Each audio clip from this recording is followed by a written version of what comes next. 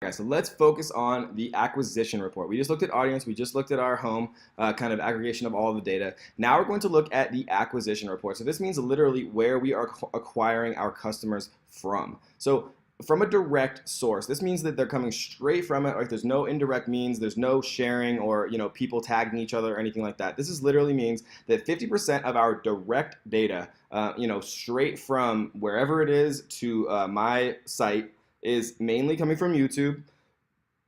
We're getting 18% plus 17%, right? So around 35% from my mini course, right? So driving free traffic, which is a great point to think about e-commerce. So if we have like a lead magnet, maybe we have, the top 10 golf tricks that you won't want to miss for 2018 or something like that, right? And we do some research, we figure out, the best training methodologies, we figure out like the best tools to actually increase your, driving distance, or the best, laser sights to, calculate your range of your drives or your putts or things like that. And then we actually kind of aggregate that into kind of a lead magnet that we can give away in exchange for emails or any number of things. Getting creative with how you actually get people into your ecosystem really can pay big dividends. So the mini course, the full course page, some of my other tests as far as the landing pages. So these are actually a couple of my affiliates, which is funny that they're getting enough traffic to actually register onto Google Analytics. And so we can go back and we can look at actual social traffic. So I would expect our social traffic to be mostly from YouTube as well, or Facebook maybe.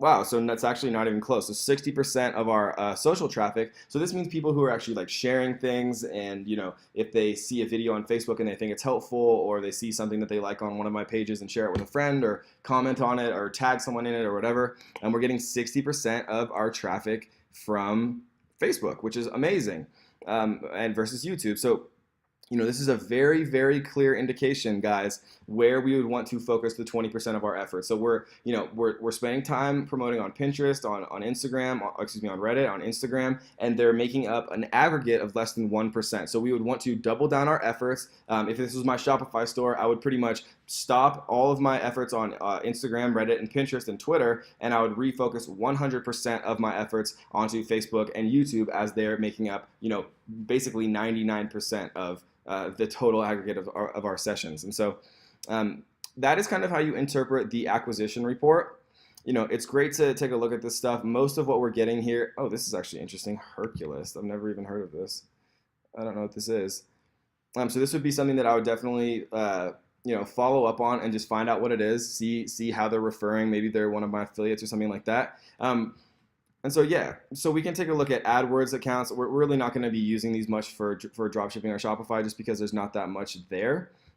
Search Console is basically how you get you register your site with Google in their Search Console, and then you can start to rank. But for Shopify and niche sites, unless you're ultra niche, we're not going to spend a lot of time on search engine optimization or SEO, just because it's never really paid big dividends for me. We're going to focus most of our time on scaling advertisements, right, and getting organic traffic through building Instagram pages, building YouTube channels about golf tips, building Instagram pages, maybe funny golf memes that have obviously worked for other people that have hundreds of thousands of followers, or influencer shoutouts and things like that. So we're not going to focus much on any of these other categories right here, but it is important to understand where you're actually getting people from, whether it's directly or social, or if you have referral sites that are working well, you can really see that. So if you're trying to do affiliate stuff with bloggers or things like that, you can actually see whether or not whether or not these bloggers are actually driving traffic to you, because Google has an unbelievable capability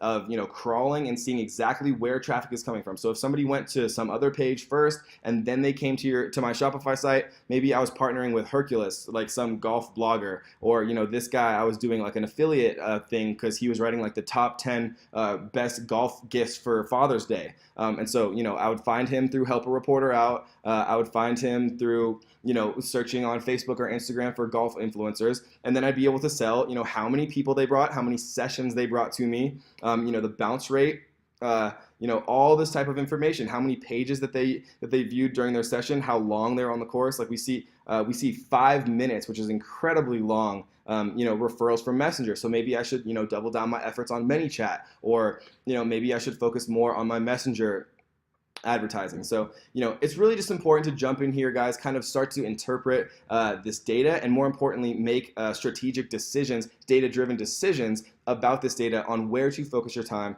and where to focus your effort to drive more and more acquisitions for cheaper and a cheaper price. So I hope you enjoyed that, guys, and let's get to the next one.